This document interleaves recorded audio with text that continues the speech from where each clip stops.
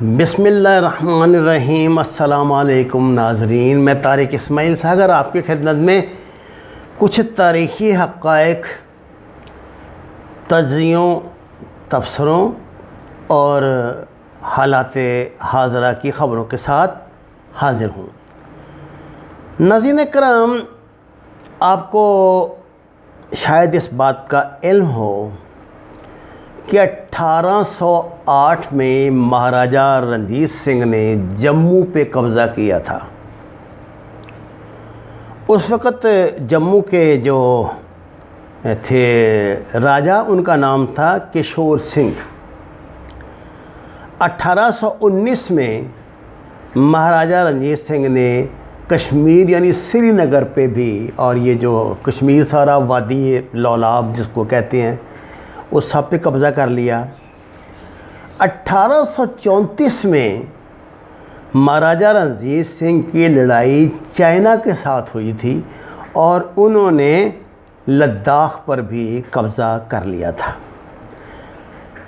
ناظرین کرام، 1840 میں یہ بہادر مہاراجہ جب دنیا سے گیا تو انتشار پیدا ہوا اور مہاردار شروع ہوئی۔ سب سے پہلے چین نے لداخ پہ قبضہ کیا۔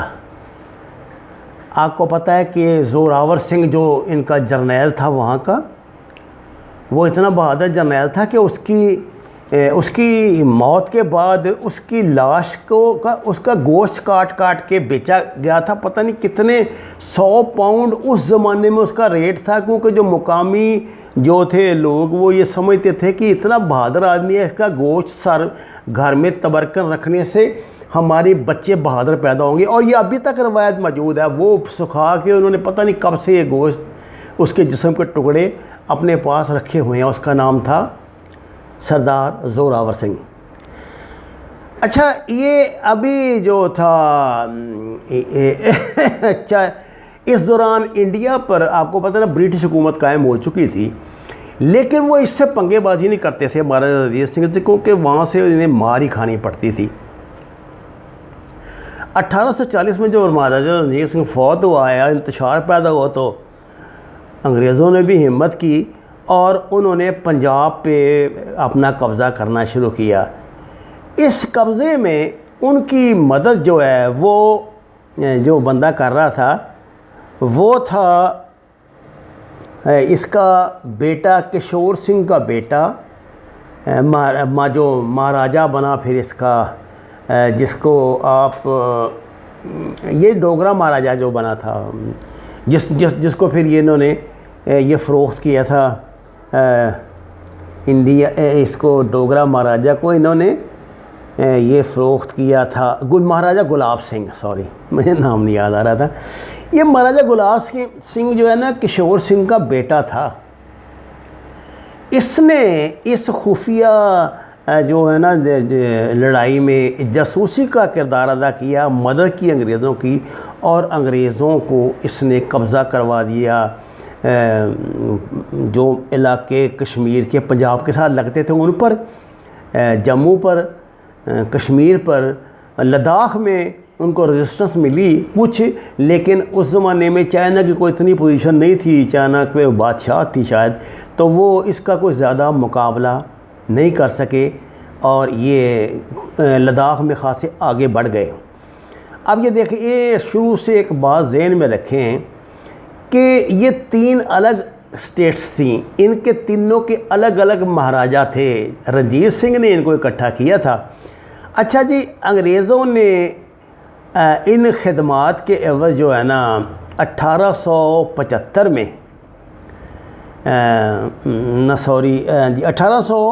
1875 میں اس کو مہاراجہ، یہ تھا 1846 میں انہوں نے گلاب سنگھ کو 75 لاکھ روپے میں پورا جموں کشمیر فروخت کر دیا، کہ لداخ تک کا جتنا علاقہ وہاں پہ قائم تھا۔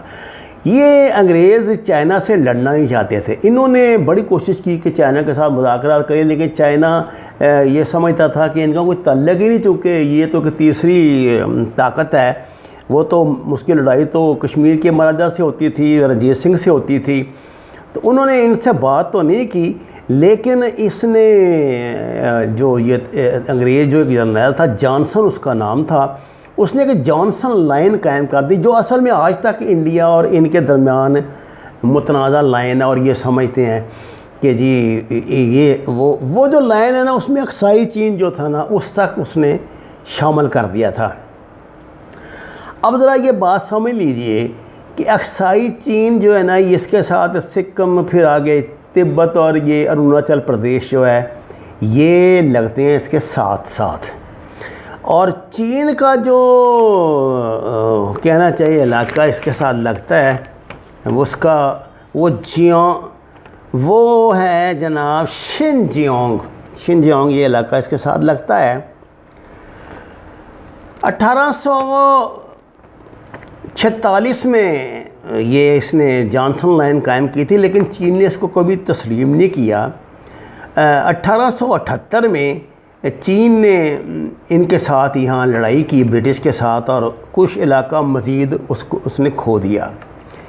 اب ادھر ملک ہندوستان آزاد ہو گیا، تو 1959 میں چین نے تبت جو چین سے الگ علاقہ تھا، اس کو بھی چین میں شامل کر لیا، اور یہ جناب پھر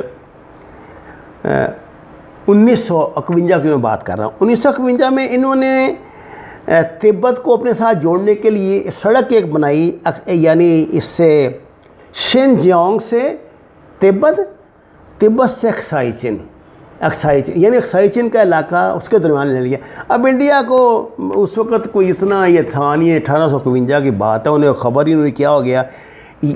1859 میں چین نے باقاعدہ اسے اقصائی چین کو اپنا حصہ بنا لیا، جس پر پھر 1959 میں 1959 میں چین نے اس کو باقاعدہ اپنا حصہ بنا لیا، جس پہ 1962 میں انڈیا اور چین کی جنگ ہوئی، اور ان کو خاصا علاقہ اور کھونا پڑا۔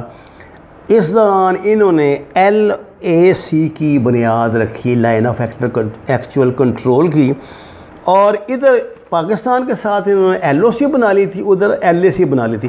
یہ میں نے آپ کو مختلف پس منظر آپ کو بتایا ہے۔ اس میں آپ دیکھیں کہ کہاں یہ لداخ جو ہے یہ کشمیر کا حصہ بنتا ہے، یا کہاں جو لداخ ہے انڈیا کا حصہ بنتا ہے۔ لداخ جو ہے یہ اقصائی چین، تبت، سکم، لداخ، اور اس کو وہ شنجیانگ جو چین کا ہے، یہ ایک الگ بیلٹ بن رہی ہے، جس پہ چین کا شروع سے ہی ہے، یعنی 19ویں صدی سے ان کا قبضہ ہے، اور انہوں نے کبھی اس کو لوز نہیں کیا۔ یہ ضرور ہے کہ کبھی انہوں نے نظر اٹھا لی، کبھی نہیں اٹھا لی۔ اس زمانے میں لڑائیاں آپ کو پتہ ایسی ہوا کرتی تھی، کوئی باقاعدہ سرحد بندیاں فوجیں تو نہیں ہوتی، اور چین نے کبھی جانسن لائن کو تسلیم ہی نہیں کیا، تو وہ انڈیا سے جانسن لائن پہ مذاکرات کیوں کریں؟ اب اس پس منظر کے ساتھ موجودہ حالات میں آپ آئیں کہ انڈیا کیا کر رہا ہے۔ انڈیا سکم اور تبت کا جو ایریا ہے نا، اور اقصائی چین کا، اس میں اپنے پنجے آہستہ آہستہ گاڑ رہا ہے، کیونکہ وہ یہ سمجھتے ہیں کہ جانسن لائن ہی اصل میں وہ لائن ہے جو ہمیں اور چین کو الگ کر دی، جبکہ چین نے اسے کبھی تسلیم ہی نہیں کیا۔ اس میں لائن آف ایکچول کنٹرول میں بھی خاصا علاقہ یہاں چھوڑا گیا تھا، شمالی لداخ میں بھی، جنوبی لداخ میں بھی، تاکہ یہ متنازع جس کو قرار دیا گیا تھا، اور وہ تھا کہ دونوں ملکوں کی فوجیں یہاں گشت نہیں کریں گی، اپنے اپنے علاقوں میں رہیں گی۔ اب ناظرین کرام، بات یہ ہے کہ چین نے یہ جو روایتی ہزاروں سال پرانا راستہ چلنا جو ہمالیہ سے اقصائی چین سے تبت، اور تبت سے سکم سے پھر چائنا کا، یہ سڑک جو تھی، جو قافلے جس پہ سفر کیا کرتے تھے، اب وہ چونکہ معیشت میں بڑھ رہا ہے، تو ون بیلٹ ون روڈ کا حصہ اسے بنانے کے لیے اس نے سارے ایریا کو کیپچر پہ اپنی پوزیشن مضبوط کی ہے۔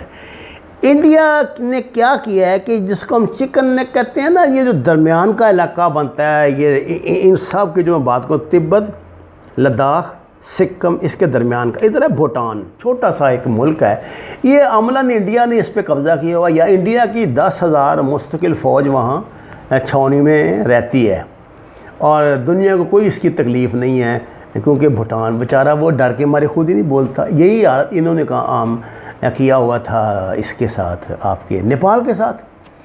اب چین کی جو حمایت ہے اور چین کی اس پالیسی سے کیا ہوا کہ ضروری تھا کہ چین نیپال کو اپنا الائی بنائے اس علاقے میں.